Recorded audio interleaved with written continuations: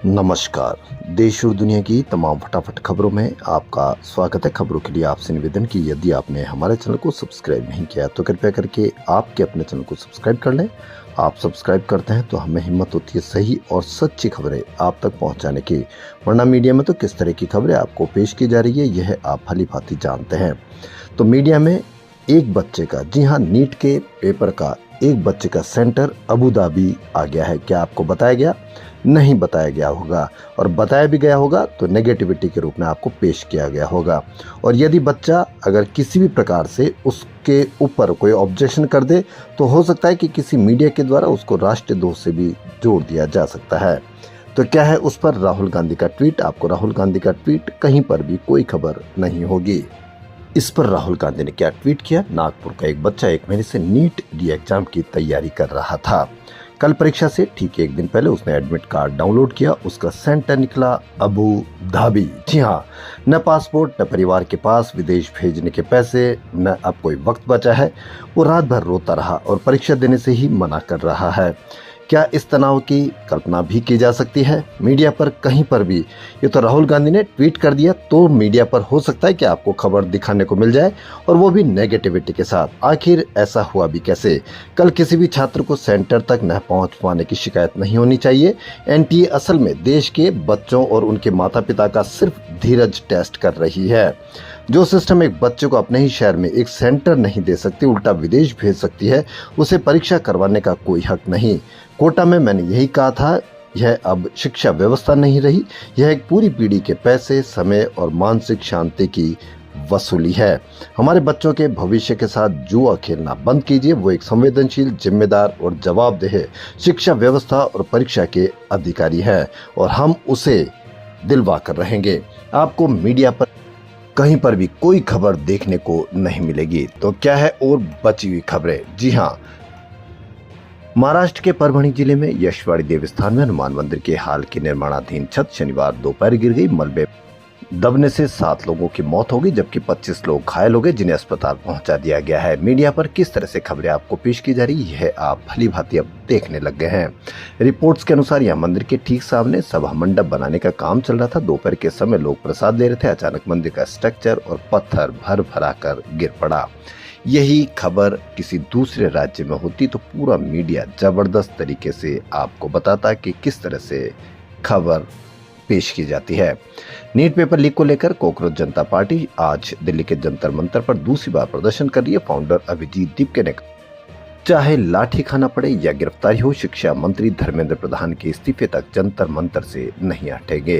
Delhi police ने CJP को शनिवार शाम 5 बजे तक जंतर मंतर पर प्रदर्शन की अनुमति दी थी, लेकिन प्रदर्शन जारी रहने के बाद पुलिस प्रदर्शनकारियों के मंच के पास पहुंची और लोगों को वहां से जाने के लिए कहा।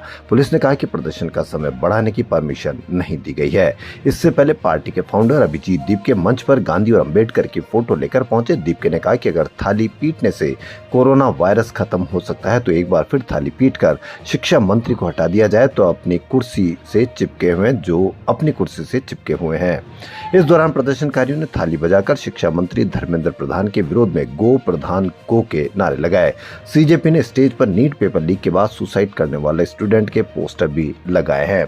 आपको मीडिया पर इसकी खबर भी नहीं होगी। इजराइल और हिजबुल्लाह के बीच शुक्रवार को सीज फायर पर सहमति बनी थी। इसके 8 घंटे बाद ही इजराइल ने दक्षिण लेबनान पर हवाई हमले किए।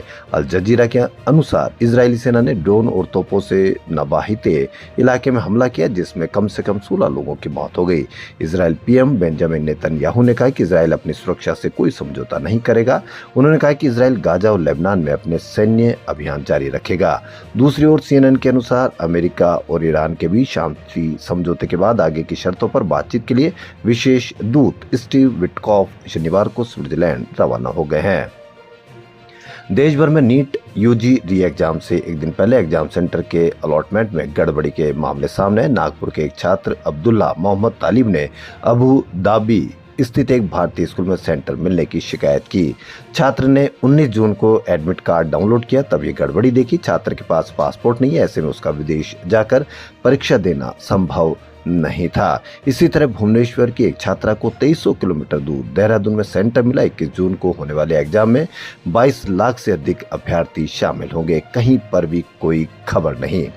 पश्चिम बंगाल पुलिस ने तृणमूल कांग्रेस के 3 बैंक अकाउंट में लगभग 440 करोड़ रुपए के बैंक अकाउंट फ्रीज कर दिए। यह कार्रवाई बागी पार्टी विधायकों की शिकायतों के बाद की गई है, जिन्होंने आरोप लगाया था कि ये पैसा भ्रष्टाचार, अत्याचार और गैर कानूनी कामों से कमाया गया हो सकता है। एचडीएफसी बैंक के 3 अकाउंट में फ्रीज की गई रकम 440 करोड़ रुपए। पुलिस ने डेबिट फ्रीज की कार्रवाई की, जिसका मतलब होता है पैसे निकालने और बाहर जाने वाले ट्रांजैक्शन ब्लॉक कर दिए गए हैं, लेकिन आना जारी रह सकता है। शिकायत विधाननगर साइबर पुलिस स्टेशन में दर्ज की गई थी और अकाउंट शुक्रवार देर शाम फ्रीज कर दिए गए थे। जबरदस्त तरीके की कार्रवाई, तुरंत फुरंत में कार्रवाई। महाराष्ट्र नवनिर्माण सेना के प्रमुख राज ठाकरे ने शनिवार को शिवसेना के 6 लोकसभा सांसदों की बगावत के बीच अपने चचेरे भाई उद्धव ठाकरे को समर्थन दिया। उन्होंने आरोप लगाया कि राजनीतिक फायदे के लिए चुने हुए प्रतिनिधियों को बांटने की कोशिश की जा रही है। उन्होंने मुंबई में एक सभा को संबोधित करते हुए कहा कि यहाँ सांसदों को बांटने की कोशिश चल रही है, सत्ता के लिए राजनीति जोरों पर है। मेरा मानना है कि राजनीतिक पार्टियों के कार्यकर्ताओं से ज्यादा आम लोगों को इन सब बातों पर ध्यान देना चाहिए। एक पुरानी कहावत है, जब आत्मसम्मान खत्म हो जाता है तो सिर्फ जिंदा लाशें बचती है। राज ठाकरे ने आगे कहा कि सत्ता पाने की दौड़ में राजनीतिक पार्टियां महाराष्ट्र और देश के सामने मौजूद बड़े मुद्दों को भूल रही है। उन्होंने कहा कि विधायकों और सांसदों को किडनैप करने के इस खेल में हम अपनी मूल बातें भूल रहे हैं। हम महाराष्ट्र की परंपरा, महाराष्ट्र का इतिहास, देश की परंपरा भूल रहे हैं।